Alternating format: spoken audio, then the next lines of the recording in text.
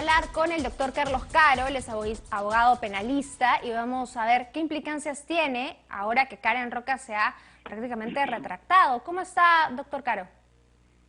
¿Cómo está? Buenos días, ¿cómo le va? Bueno, queríamos saber si esta rectificación por parte de Karen Roca podría ponerla dentro de un proceso penal por estos audios y por esas afirmaciones que luego ella ha aceptado no eran verdaderas. Claro, la señora Karen Roca, al igual que la señora Miriam Morales, ya se encuentran emplazadas por la Fiscalía, básicamente por el contenido de estos audios, y como ya se ha dicho también, esto podría implicar a diversos funcionarios del gobierno, ¿no? El presidente de la República, el ministro, etcétera. Ahora, con esta estrategia que se evidencia a través de estas cartas, la señora Roca está tratando de bajarle la presión al caso penal, tratando de decir que se equivocó, que estaba ofuscada, que estaba en una crisis emocional, que es lo que ha puesto en una de las cartas, especialmente la señora Extremadoiro, y en consecuencia está tratando de debilitar las imputaciones que ella misma ha levantado. Entonces creo que es parte, digamos, de su propia estrategia legal, y en ese contexto creo que lo que corresponde por parte de la Fiscalía es ponderar la verosimilitud de sus versiones, ¿no? Ya cuando un testigo, denunciante o imputado empieza, digamos, a decir un día y al día siguiente lo contrario, su dicho pierde valor, se relativiza, más aún si se trata de un investigado, de manera que, por ejemplo, ¿no? Ya al haber firmado la carta dirigida al señor Arturo Extremadoiro Moy, el ministro, ¿no?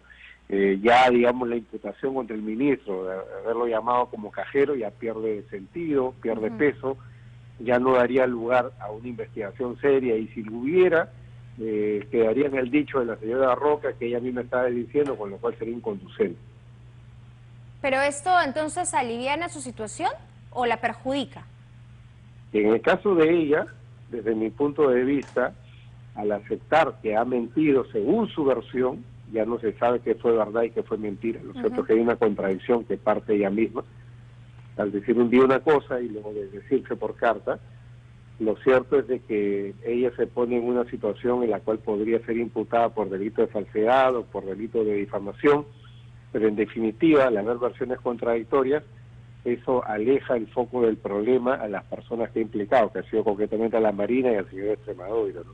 Entonces, tendría ya que haber una prueba muy certera, otro elemento probatorio, otra fuente de prueba, para que se pueda seguir alguna investigación contra al que ella llamó, reitero, al que ella llamó el cajero del presidente. Y en ese sentido, ¿quién sale ganando en esa situación tras la rectificación de Karen Roca? Yo creo que salen ganando todos, empezando por el presidente, ¿no? Pero este tipo de cartas lo que prueba es que la gran testigo, la gran denunciante, la fuente de los audios, es una persona que está padeciendo o ha padecido una crisis, digamos, de ansiedad, o como ella ha llamado, ¿no? Una suerte, digamos, de presión que ha sentido, digamos, o estrés que ha sentido, digamos, en los últimos días de trabajo, de manera que ya sus expresiones pues pierden peso, pierden sentido, gana el presidente, ganan las altas autoridades, y la señora Roca pues ya también pierde protagonismo en medio de esta historia. Es probable que en los siguientes días nos encontremos con cartas similares, o cuando ella vaya a declarar a la Fiscalía empieza a decir que no fue verdad lo que quiso decir, que estuvo bromeando. Entonces, son estrategias que manejan las defensas, son estrategias que pueden manejar los abogados para superar una crisis, y lo más fácil, el camino más simple es decir que están mintiendo. Claro. Porque de lo contrario ella se puede exponer a procesos, denuncias, y seguir generando crisis de diverso orden a nivel del gobierno, ¿no? Entonces yo creo que haya habido una eventual coordinación, no descarto de que haya habido una coordinación incluso desde la defensa, digamos, de estas altas autoridades, con la señora Roca instándola o exhortándola a que dé una versión final, definitiva, y podría ser que lo que digan las cartas sea la verdad. En todo caso, hay un punto importante que el presidente ha señalado el día de hoy en su discurso ante el Congreso. Dijo que lo único que realmente era ilegal eran los audios, ¿no? Ahora, Karen Roca en uno de los audios afirma pues que ella ha grabado y le pregunta al abogado si esto es ilegal o no. Desde ese punto de vista, ¿ella tendría algún tipo de sanción desde el lado penal?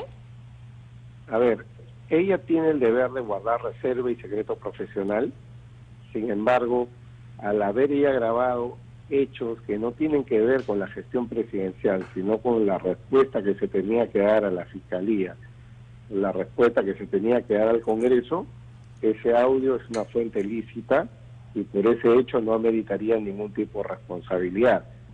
Acá hay que entender que ellos son imputados, incluyendo el presidente, que en algún momento podría pasar esa situación, y creo que el punto que lo compromete sigue siendo el mismo, ¿no? Que es el hecho de potencialmente haber estado acordando, pactando, dar una versión no veraz a la Fiscalía y al Congreso. Eso es algo que no está esclarecido, y por más que la señora Roca diga que no quiso decir eso, quiso decir por otra cosa, ahí está el audio, con la voz del propio presidente, dando indicaciones, instrucciones, y ese elemento probatorio se mantiene completamente activo en este momento.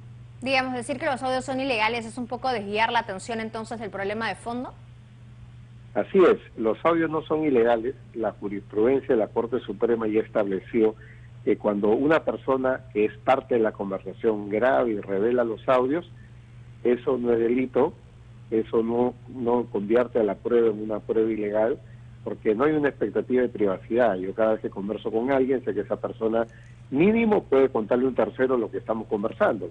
No hay una expectativa de privacidad, por más que te diga que no se lo va a contar a nadie, al final ya sabemos cómo son esas historias, ¿no? Entonces, como no hay expectativa de privacidad, la prueba es lícita. Y si fuera que una grabación de tercero, la prueba continúa siendo válida, porque según la jurisprudencia, si se trata de descubrir y perseguir un delito, el interés público prima sobre el interés privado consistente en la privacidad de la comunicación. Muy bien. Doctor, muchas gracias por esta comunicación y estos detalles.